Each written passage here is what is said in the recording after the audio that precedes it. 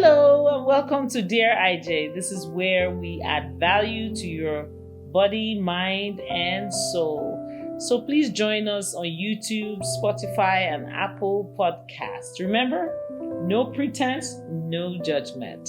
This is how it works. People write about a problem. We share a summary of their writing and try to help with suggestions. I am a trained psychologist.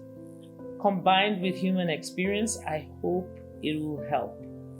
Let's go there. So our letter today is from Ebere, who says, Dear IJ, please, is there anything wrong with a beautiful girl from a poor home wanting to upgrade by marrying the highest bidder to break the cycle of poverty? Instead of wasting my beauty on low-income people that will make me stay where I am or even worse, I am better able to position myself looking for the highest bidder to break my family and myself out of the cycle of poverty. Is there a problem with that?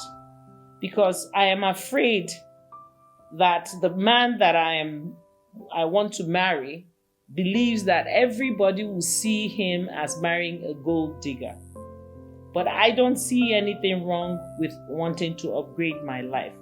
Isn't it better to marry so you can upgrade your life than to stay where you are?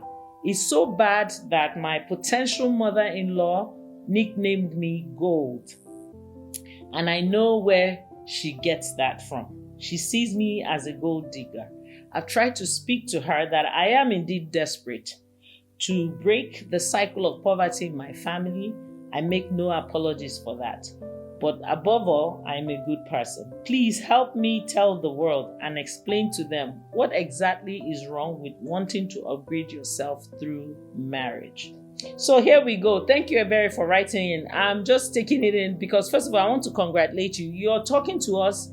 You're writing me on something that is a very common trend these days. Most people are looking to marry wealthy men. When you look at their backgrounds, they're not coming from wealthy homes. They want an upgrade. Let me say this, there's nothing wrong with wanting an upgrade, but you have to be realistic. Why would a wealthy man want to marry you? What do you bring to the table? And people get upset when I say that, but really, the relationship is the table. The woman is not the table. The man is not the table. Both persons are the prize.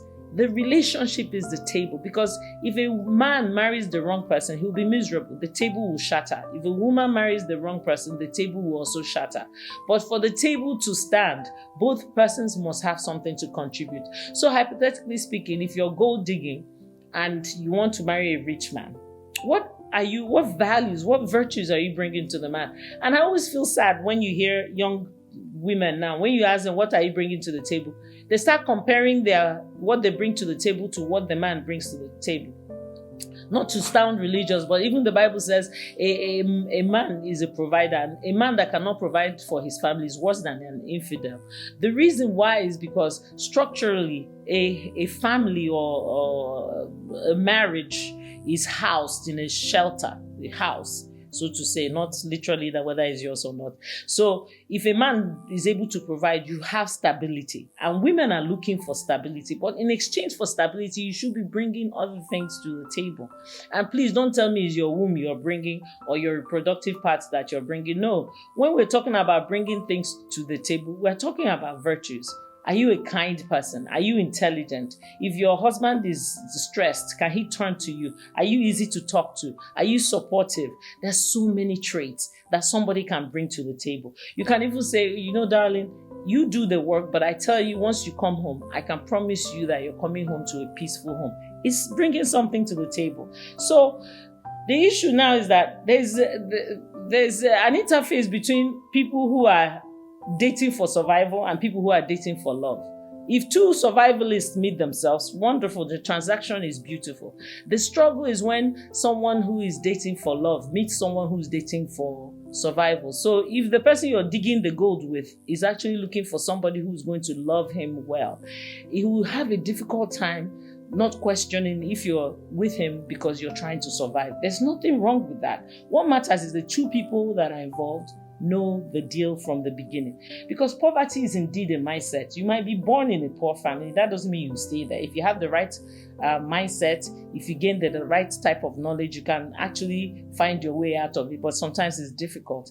And women, we're always at an economic disadvantage most of the time. So we're always thinking about stability from an economic sense. But there's another way to think about it. If you make yourself economically viable as a woman, you will still want a man who has more than you do, so you can look up to him. It's part of the leadership dynamic.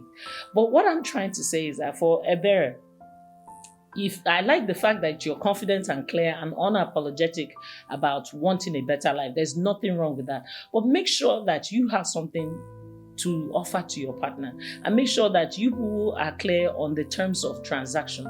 I always tell people that relationships are transactional.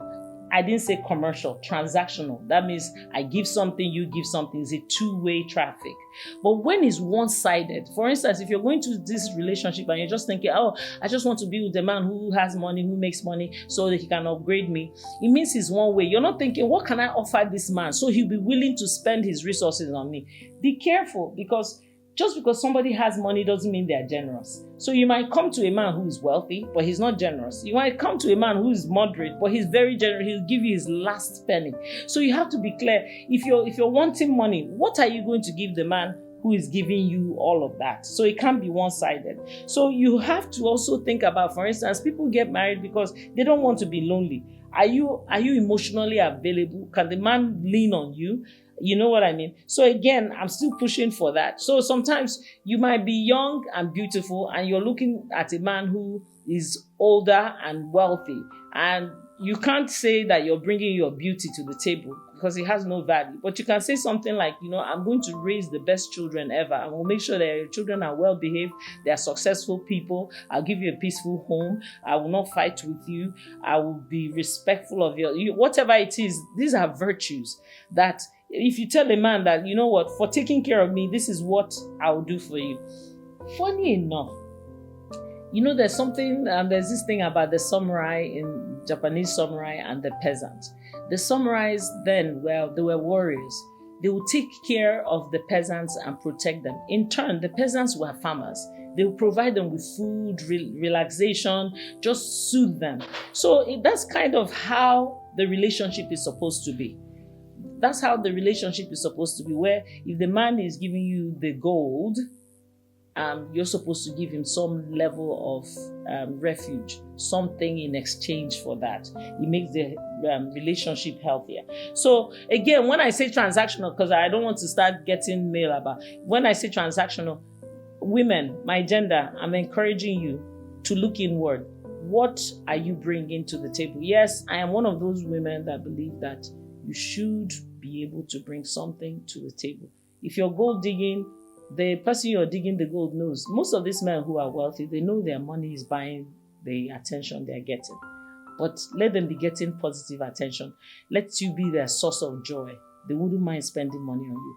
The worst kind is when money is being spent on you and you're bringing stress, you're bringing strife, you're bringing unrest, or the man starts looking at you as a purchased item. The relationship is bound to have its challenges. And so that's what we should avoid. Ebere, I wish you all the best. I hope this helps you. Look inwards. Find yourself in a position of strength where you see that you also have something to offer. On that note, I hope this was helpful. Please like, share, subscribe to Dear IJ or Dear_IJ, IJ spelled IJAY, on YouTube, Spotify, and Apple Podcast. Remember, be healthy, be happy, and please keep it positive. Until next time, that's it from me.